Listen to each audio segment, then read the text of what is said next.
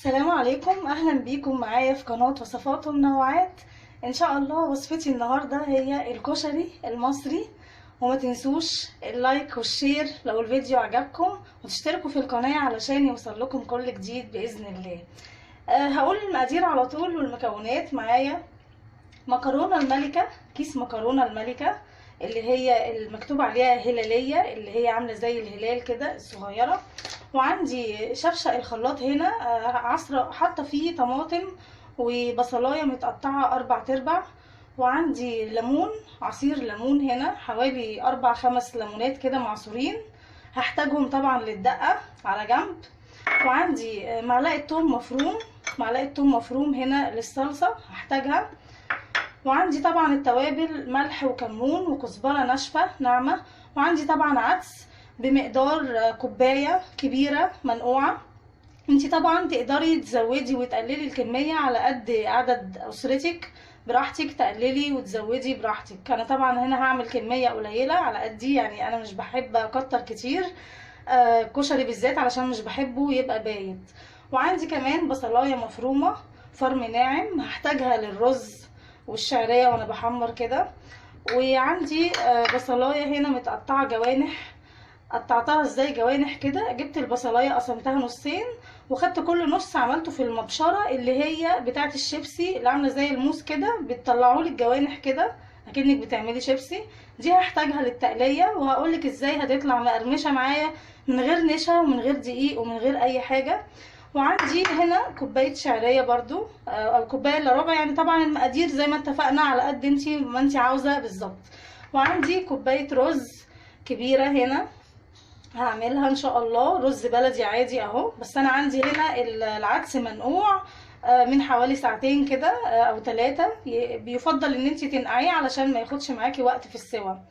ان شاء الله هنبدأ وبسم الله. اول حاجة هبدأها هعمل المكرونة، هسلق المكرونة على طول علشان اركنها ونشوف هنعمل ايه بعد كده. خليكم. ودلوقتي انا جبت مية على النار في الحلة اهي بتغلي، هحط لها بقى رشة ملح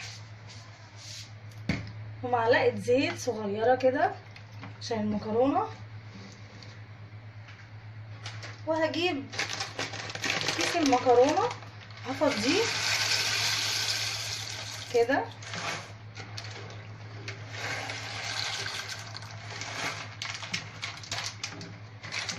وهسيبها بقى تستوي وتغلي براحتها على النار، على نار هادية بقى كده. اوطي النار شوية بس لما تغلي معايا شوية بس. اهم حاجة مع المكرونة لازم افضل اقلب باستمرار كده علشان ما تلزقش مني في قعر الحلة.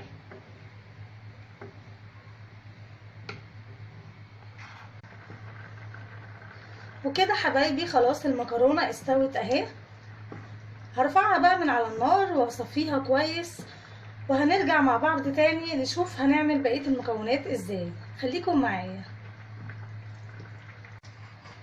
وكده حبايبي المكرونة اهي بعد ما صفيتها كويس، بصوا جميلة ازاي، مش ملزقة في بعض وجميلة ومستوية.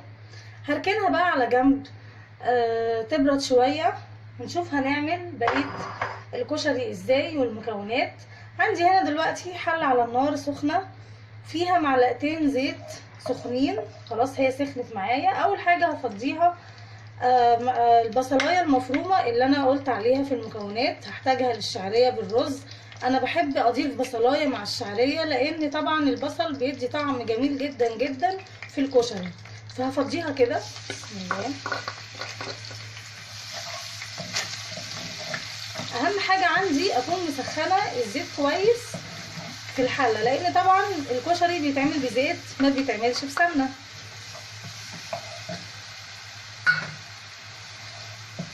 ممكن بقى احط رشة ملح معاه علشان الملح بيدبل البصلاية بسرعة، يخليها تصفر معاكي بسرعة.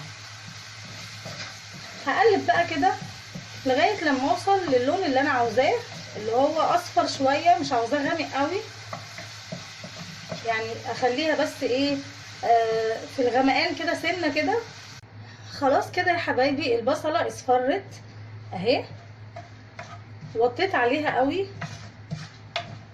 هو ده اللون اللي انا عاوزاه، الذهبي الخفيف ده، علشان لسه هضيف عليها الشعريه كده، وهقلب بقى لغايه ما الشعريه تحمر برضو وتاخد لون ذهبي مع البصله. هتقلبي كده على طول باستمرار. الخطوه دي بقى مهمه علشان الشعريه برضو ما تتلسعش منك، لازم الاتنين يبقوا متناسقين في اللون. الشعريه مع البصل هتقلبي كده باستمرار لغايه لما الشعريه تديكي اللون الذهبي. خلاص كده حبايبي، الشعريه بقى لونها ذهبي مع البصله، وموطيه النار برضو عليها. خلاص بقى هبتدي احط بقيه الاضافات عندي، اضافات الرز. هضيف بقى الرز كده مغسول تمام كده،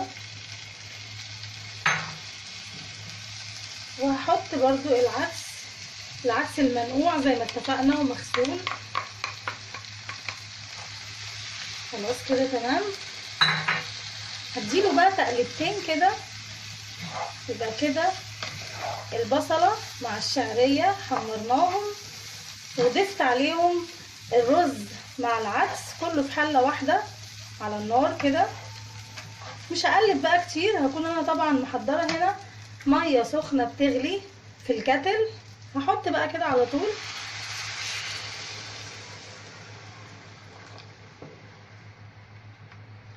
المقدار عندي بقى يعني مش محدد قوي، على حسب الكميه اللي انت بتحطيها بتحطي مقدار ميه.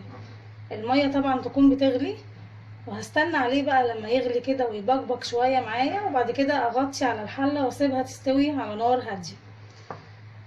المقدار بتاع الميه زي ما انا قلت كده لازم يغطي سطح الرز عندي، سطح الحله، يعني فوق العدس والرز وكده، يعني بسنتي كده او حاجه، سنتي كده سنتي ونص يكون مغطي من فوق الرز. وهسيبه بقى يغلي كده. هحط الملح كده، وهحط الكمون، هو بس ملح وكمون بس، الاضافات اللي عندي التوابل ملح وكمون بس، لغايه لما يغلي معايا بقى. هوطي عليه اهو، وطيت عليه، شايفين ابتدى يغلي اهو معايا. هوطي بقى البوتاجاز وهغطيه يستوي على نار هاديه، وهرجع لكم. ولغايه ما الكشري يستوي معايا هجيب حله على النار علشان اعمل الصلصه. هحط فيها معلقه زيت، لما يسخن الزيت هروح ضايفه عندي معلقه ثوم مفروم كده،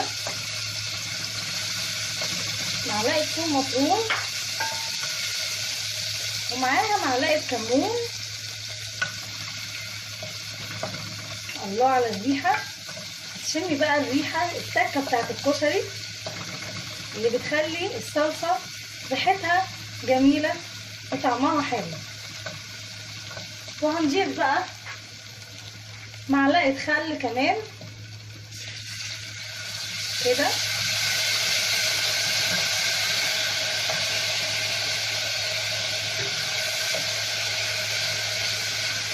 خلاص. هضيف بقى صلصه الطماطم اللي انا محضراها وكنت فرمه معاها بصله كده، خلاص كده. خلاص انا يعتبر حطيت الكمون. هحط بقى رشه ملح بس كده، والنار عاليه، وهغطي عليها. ودلوقتي حبايبي انا هعمل التقليه بتاعه الكشري. ادي البصله اللي انا كنت محضراها. هجيب طاسه على النار فيها زيت سخن، اكني بالظبط بحمر بطاطس. هي دي الخطوه الاساسيه بتاعه التقليه، اللي هي هتطلع معاكي مقرمشه ومش طريه.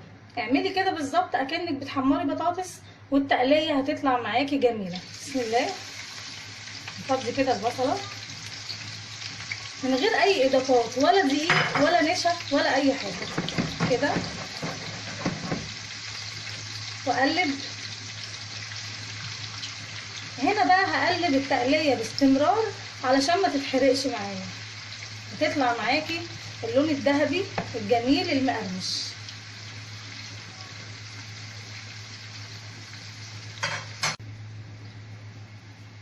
وكده حبايبي خلاص التقليه بقت جاهزه معايا. هطلعها بقى هنا في ورق مطبخ، طبق. بصوا مقرمشه ازاي، تحفه. اصفيها كويس من الزيت عشان تتصفى معايا، والقرمشه بتاعتها هتبان اكتر لما احطها كلها في الطبق.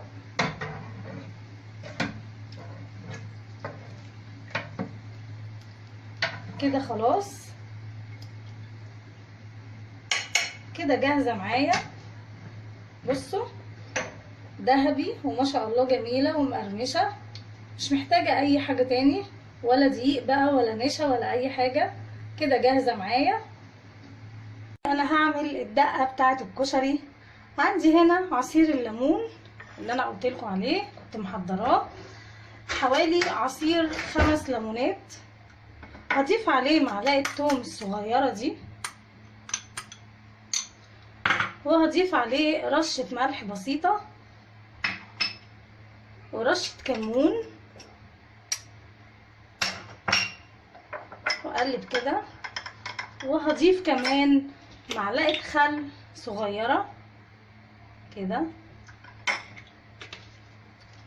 وهضيف كمان معلقه ميه علشان يتخفف شويه، عشان الخل ما يبقاش طعمه جامد معايا. وهقلب كده وهضيف. وكده حبايبي خلاص التقليه بقت جاهزه معايا. هطلعها بقى هنا في ورق مطبخ، طبق. بصوا مقرمشه ازاي، تحفه. اصفيها كويس من الزيت عشان تتصفى معايا، والقرمشه بتاعتها هتبان اكتر لما احطها كلها في الطبق.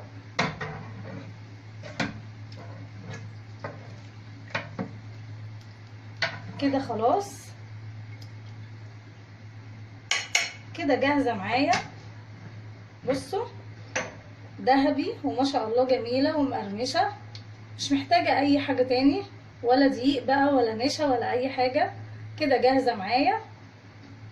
انا هعمل الدقه بتاعه الكشري. عندي هنا عصير الليمون اللي انا قلت لكم عليه، كنت محضراه حوالي عصير 5 ليمونات.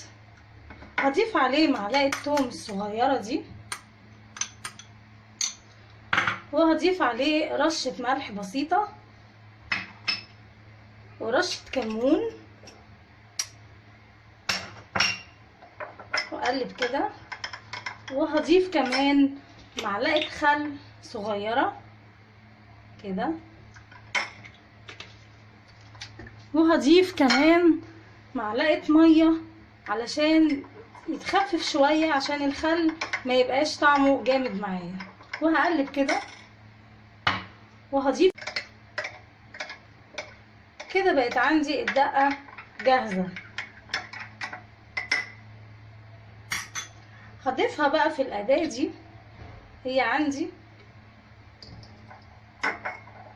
شكلها حلو قوي لما بتتحط على السفرة كده، جميلة جدا. وهحط المكونات، بقية المكونات كده برضو، توم مع الكمون مع الخل مع الليمون مع الكزبرة الناشفة، مخلياها ريحتها جميلة قوي.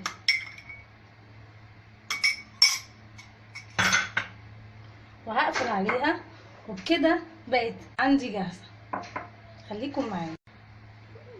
كزبرة ناشفة،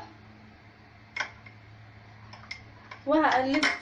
وكده خلاص حبايبي الفيديو خلص معاكم النهارده. كان طريقه عمل الكشري المصري، قدمته هنا مع الدقه اللي عملناها مع بعض. شكلها حلو جدا، وشويه من الصلصه وشويه من التقليه اهي طالعه ما شاء الله ذهبي ومقرمشه وجميله، مش محتاجه اي حاجه تاني خالص.